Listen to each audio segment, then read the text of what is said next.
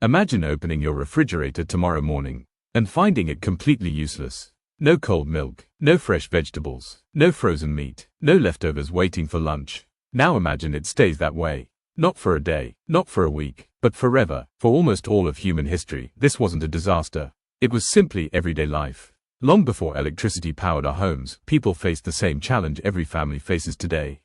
How do you keep food from spoiling? Without refrigerators, freezers, or electric coolers, every meal depended on knowledge passed down through generations. Entire communities mastered techniques that allowed them to preserve meat for months, store vegetables through harsh winters, protect grain for years, and travel long distances with food that remained safe to eat. These weren't lucky discoveries. They were some of humanity's greatest scientific achievements, developed through centuries of careful observation, experimentation, and necessity. Many of these traditional methods are still used around the world today. Some produce flavors impossible to recreate with modern technology. Others are becoming popular once again as people seek more sustainable ways to reduce food waste and reconnect with traditional skills. In this documentary, we'll journey through the remarkable history of food preservation. We'll discover how ordinary people solved one of civilization's oldest problems, and how their ingenuity helped build the world we know today. Let's begin where every story of preservation starts, with the race against time. For our ancestors, finding food was only half the battle. Keeping it edible was often even harder. Imagine bringing home a successful hunt after days of tracking wild animals. The celebration would be brief. Without a way to preserve the meat, much of it could spoil within days, sometimes within hours in hot weather. The same problem faced early farmers. A successful harvest was a blessing, but it also created a race against time. Fresh fruit softened, vegetables rotted, milk turned sour, even freshly baked bread became stale or moldy. Long before people understood bacteria or microorganisms, they recognized a simple truth. Food never stayed fresh forever. At first, nature itself offered a few solutions. Cold winters slowed spoilage. Dry climates naturally preserved certain foods. Caves provided cool, stable temperatures. But these advantages depended entirely on where people lived. Communities needed methods that worked regardless of the season. This challenge shaped nearly every civilization on Earth. A village that could preserve food through winter was far more likely to survive than one that relied only on fresh harvests. Food preservation wasn't simply about convenience. It meant surviving droughts, enduring failed harvests, feeding children during the coldest months, supporting long journeys, and allowing settlements to grow beyond the limits of daily hunting and gathering. Over thousands of years, people experimented relentlessly. Some discoveries happened by accident. Others came from careful observation. Together, they produced a remarkable collection of techniques that transformed human history. Every jar of preserved food, every piece of dried meat, every handful of stored grain, represented another day of survival. In many ways, civilization itself depended not only on growing food, but on learning how to keep it. The oldest method of preserving food required no special tools. No buildings, no machines, only the sun, the wind, and patience. Long before recorded history, people noticed something remarkable. Food left in warm, dry conditions often lasted much longer than food left exposed to moisture. As water slowly disappeared from meat, fruit, herbs, and fish, they became far less likely to spoil. Without realizing it, our ancestors had discovered one of the fundamental principles of food preservation. Microorganisms need moisture to grow. Remove enough water, and spoilage slows dramatically. Across the world, different cultures developed their own drying techniques. In deserts, meat and fruit dried quickly beneath the blazing sun. In cooler climates, food was hung in airy shelters where wind carried away moisture over several days. Fish became one of the earliest foods preserved this way. Coastal communities cleaned their catch, spread it across wooden racks, and allowed nature to do the rest. The result was lightweight food that could be stored for months and transported over long distances. Fruits followed a similar path. Grapes became raisins, plums became prunes, figs, dates, and apricots dried naturally beneath the sun, concentrating their sweetness while extending their shelf life. Even herbs were preserved by drying, allowing their flavors to survive long after the growing season had ended. This simple discovery changed the possibilities of human life. People were no longer limited to eating only what they could find that day. Food could travel, it could be traded, it could sustain armies, explorers, merchants, and entire communities through difficult seasons. Thousands of years later, food dehydration remains one of the most effective preservation methods ever discovered. Sometimes the oldest technologies are also the most enduring. If drying was humanity's first great breakthrough in preserving food, salt became its greatest ally. Today, a small container of salt sits quietly in almost every kitchen. It's inexpensive, easy to find, and often taken for granted. But for thousands of years, salt was one of the most valuable resources on Earth. Entire civilizations depended on it. Kings taxed it. Merchants crossed deserts to trade it. Wars were fought to control it. Its importance came from a remarkable ability that people discovered long before they understood the science behind it. Salt draws moisture out of food. By reducing the water available to bacteria and other microorganisms, it dramatically slows spoilage. Fresh meat that would normally last only a few days could remain edible for weeks or even months when properly salted. Fish caught along the coast could be preserved and transported deep inland. Vegetables packed in salt could survive long after the growing season ended. For many communities, salt transformed survival. It allowed hunters to preserve the meat from a successful hunt instead of wasting it. It gave fishermen the confidence to venture farther from shore, knowing their catch could be kept fresh for the journey home. And it helped farmers store precious food reserves against uncertain seasons. As demand grew, salt became one of history's most valuable trade commodities. Ancient roads were built specifically to transport it.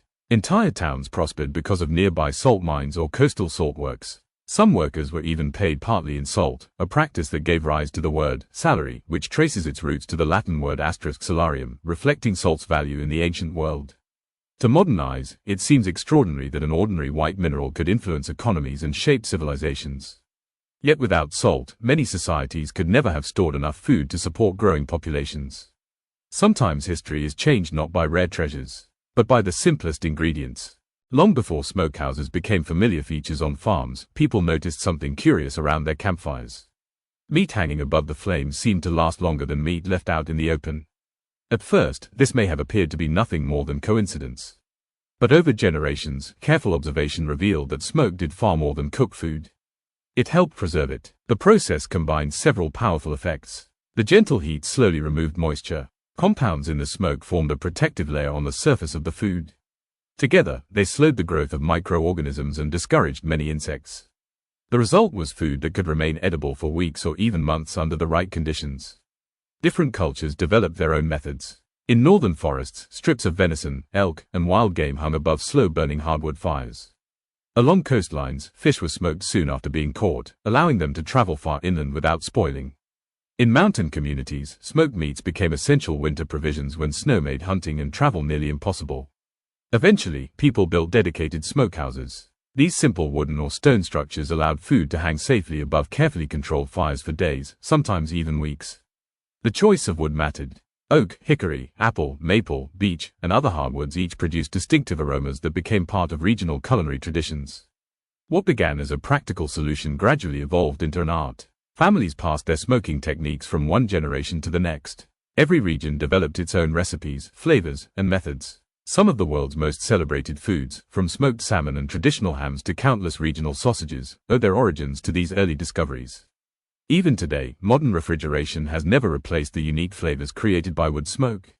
Instead, smoking remains one of the few ancient preservation techniques still prized not only for extending shelf life, but for creating tastes that people continue to seek centuries later.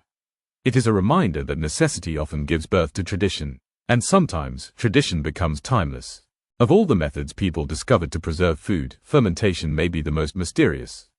Unlike drying or smoking, nothing obvious seemed to happen. There were no flames, no blazing sun, no heavy layers of salt. Instead, food appeared to transform on its own. For thousands of years, people had no idea why. They simply knew that certain foods, when prepared in the right way, became safer to store, developed entirely new flavors, and often lasted much longer than they otherwise would. Today, we know that tiny microorganisms, yeasts, bacteria, and other beneficial microbes, are responsible for this remarkable process. But ancient people discovered fermentation centuries before microscopes existed. They learned through careful observation. Milk left under the right conditions became yogurt or cheese. Cabbage transformed into tangy preserved foods that could last for months. Grains fermented into bread and beverages. Soybeans became rich, flavorful staples in many Asian cultures. Every civilization developed its own fermented foods, each perfectly adapted to local ingredients and climates. What made fermentation so powerful was that it didn't simply preserve food. It often improved it. The process could make certain nutrients easier for the body to absorb. It created bold new flavors. And by encouraging beneficial microorganisms to thrive, it often prevented harmful ones from taking over. Communities may not have understood the science, but they understood the results. Fermented foods became trusted staples that could sustain families through long winters, difficult harvests, and long journeys. Many of these traditions continue today. Cheese, yogurt, sourdough bread, kimchi, sauerkraut, miso, kefir, and countless other foods are living reminders of discoveries made thousands of years ago. In many ways, fermentation teaches one of history's most remarkable lessons. Sometimes preserving food doesn't mean stopping nature, it means working alongside it. Long before refrigerators hummed quietly in modern kitchens, many families relied on something far simpler. They stored their food beneath their feet. Across Europe, North America, and many other parts of the world, root cellars became an essential part of everyday life. Some were built beneath homes. Others were dug into hillsides or carved into the earth nearby. Though the designs varied, they all relied on the same remarkable principle. A few feet below the surface, the ground maintains a relatively stable temperature throughout the year. Cool in summer, above freezing in winter, combined with the right level of humidity, these conditions created the perfect environment for storing many foods. Potatoes remained firm for months. Carrots stayed crisp. Beets, turnips, onions, apples, cabbages, and squash could often last well into the next growing season. Families carefully organized their harvests, knowing that proper storage could mean the difference between comfort and hunger before spring arrived. Root cellars were more than storage rooms. They were insurance against uncertainty. A successful harvest wasn't truly secure until it had been safely stored underground. Many homes also kept jars of preserved fruits, smoked meats, cured vegetables, and homemade preserves alongside fresh produce. Together, they formed a carefully planned food reserve capable of sustaining an entire household through the coldest months of the year. The beauty of the root cellar lay in its simplicity. It required no electricity, no fuel, no moving parts, only thoughtful design and an understanding of nature's rhythms. Even today, interest in root cellars is growing once again, as people seek sustainable ways to reduce energy use and reconnect with traditional food storage methods. This centuries-old idea continues to prove its value. Sometimes the most effective technology isn't the newest. Sometimes it's the one that has quietly worked for generations. Long before electricity transformed homes, people discovered a remarkable way to keep food cold throughout the hottest months of the year. They harvested winter itself. Every year, when lakes and rivers froze over, communities gathered with saws, horses, and wagons to cut enormous blocks of ice from the frozen surface. The work was demanding. Each block weighed hundreds of pounds. Yet people understood that this frozen harvest was as valuable as many crops. Once cut, the ice was transported to specially constructed buildings known as ice houses. These structures were engineering marvels for their time. Built with thick walls of stone, brick, or timber and heavily insulated with materials such as straw, sawdust, or wood shavings, they slowed melting so effectively that ice could survive for many months, even through the height of summer. Some estates built large underground ice houses, taking advantage of the naturally cool earth to preserve their frozen stores even longer. The stored ice became a precious resource. It cooled milk before it spoiled, protected fresh meat and fish, preserved dairy products, and made it possible to enjoy chilled drinks during the hottest days of the year. For hospitals, breweries, and markets, reliable ice dramatically improved food safety and storage. By the 19th century, harvesting natural ice had become a thriving international industry. Huge quantities of ice were shipped by rail and sea to cities that rarely experienced freezing winters. One of the most surprising chapters in history saw ice harvested from frozen lakes in New England transported across oceans to tropical regions, where it was sold to wealthy customers eager for cold drinks and preserved food. It seems almost unbelievable today. An entire global business built around something that simply fell from the sky each winter. Eventually, mechanical refrigeration replaced the ice trade. Factories could produce ice anywhere, at any time of year. The great ice houses slowly disappeared, and many were abandoned. Yet they remain a remarkable reminder of human ingenuity. Long before compressors and electric motors, people found a way to capture the coldest season of the year and carry it into the warmest. By the end of the 18th century, preserving food was still one of humanity's greatest challenges. Drying, smoking, salting, and fermenting had sustained civilizations for thousands of years, but each method had limitations. Fresh flavors were often lost, textures changed, and many foods simply could not be preserved for long periods. Then, a problem faced by an emperor helped spark one of history's greatest culinary inventions. In the early 1800s, Napoleon Bonaparte needed a way to feed his armies during long military campaigns. Supplying thousands of soldiers with fresh, safe food across great distances was nearly impossible. To encourage innovation, the French government offered a substantial prize to anyone who could develop a better preservation method. A French confectioner named Nicolas Appert accepted the challenge. After years of experimentation, he discovered something extraordinary. If food was placed inside a sealed glass container and heated for a sufficient amount of time, it remained safe to eat for months, or even years. Appert had no knowledge of bacteria. The science of microorganisms had not yet been discovered. He simply observed that carefully heating sealed food prevented spoilage. Decades later, scientists would explain why. The heat destroyed harmful microorganisms, while the airtight seal prevented new ones from entering.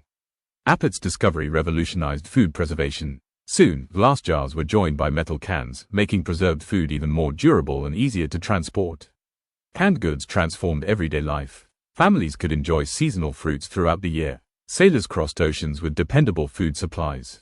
Explorers traveled farther into remote regions. Armies marched with provisions that remained safe for months. Perhaps for the first time in history, food could be stored on a massive scale without relying on salt, smoke, or drying.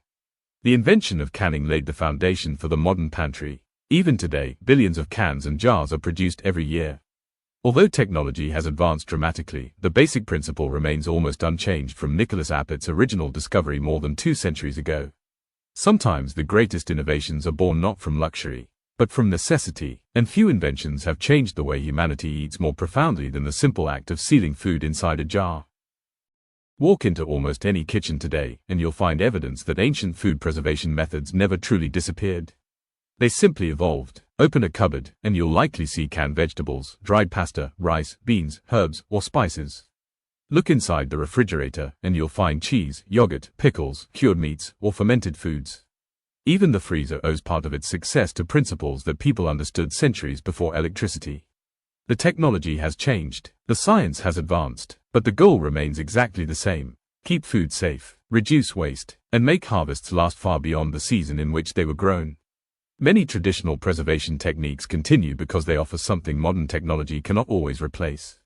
Smoked foods develop flavors that cannot be recreated inside a refrigerator. Fermented foods contain living cultures that contribute unique tastes and textures. Dried fruits become sweeter as their natural sugars concentrate. Cured meats acquire complex flavors through time and careful preparation. These are not simply methods of storage. They are culinary traditions that have shaped cultures for generations. Around the world, families continue to preserve recipes passed down through grandparents and great-grandparents.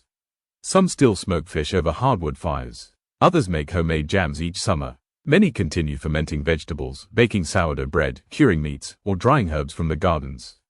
In recent years, these practices have experienced a remarkable revival. As concerns about food waste, sustainability, and self-reliance have grown, more people are rediscovering the value of traditional preservation. What was once considered old-fashioned is now viewed as practical, environmentally friendly, and deeply rewarding. Perhaps the greatest lesson is this: progress doesn't always replace the past. Sometimes it builds upon it. And some of humanity's oldest ideas remain just as valuable today as they were thousands of years ago. When electric refrigerators became common in homes during the 20th century, everyday life changed almost overnight. Food stayed fresh longer. Families no longer needed to preserve every seasonal harvest. Shopping became more convenient. Instead of storing months' worth of food, people could simply buy fresh supplies every few days. It was one of the greatest improvements in public health and food safety ever achieved.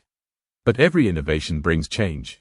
And sometimes, something valuable is left behind. As refrigeration became widespread, many traditional preservation skills slowly disappeared. Fewer families knew how to cure meat, smoke fish, build root cellars, dry fruit, or ferment vegetables using recipes passed down through generations. Knowledge that had once been essential for survival gradually became a hobby practiced by only a small number of people.